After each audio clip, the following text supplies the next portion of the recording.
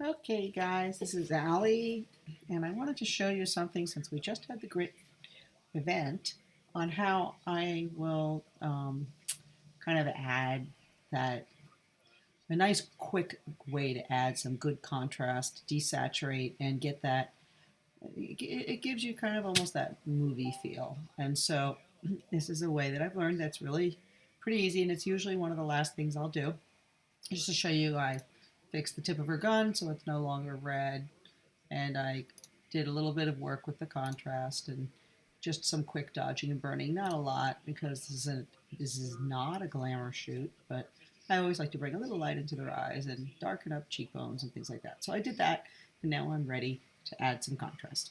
So what I'm going to do is I'm going to first add a blank layer, and I'm just clicking the blank layer, add a blank layer. Now I'm going to go over to my channels, and I already have this here. I'm just going to cancel. I'm going to delete it because I want to start it.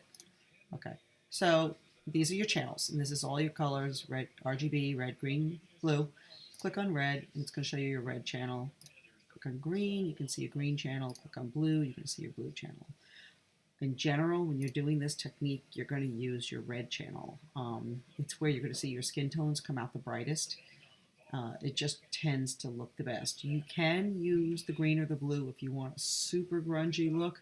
I wouldn't do that on a woman, maybe on a guy. So I'm going to duplicate the channel. You can't use the original channel. So I just right clicked, made a copy of the channel, and now I'm going to do a Command A to select it. If you're on a Windows machine, it's Control A, and then a Command C to copy it. I'm going to go back to my layers. I've got my layer clicked. I'm going to do a Command V, which should put it, come on, it's being difficult. Should put it right on this layer. Every now and then it's difficult on this. I don't know why. Let me go back over to my channels. I'm going to try it this way. Okay. Command C. Command V. There we go. So now we've got this black and white layer on top of the image. I'm going to change my blend mode to soft light.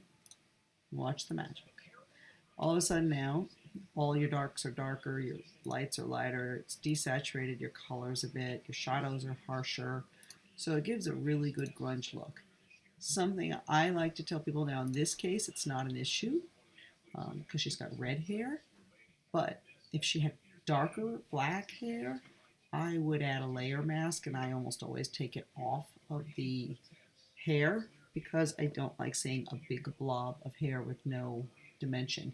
The other thing is, if you think it's too strong, sometimes it is, you can pull it back a little bit. So like I can pull it back and get a little bit better look. And one last thing, if you just add a layer mask and hit the G for gradient and make sure you've got the round gradient tool, you could do something like I'm going to just do, you could see I'm at 30% opacity, and I'm going to just drag out a little bit. So I remove the effect from Marian's face just a little bit. I still keep most of my effect, and you can let that little gradient tool build.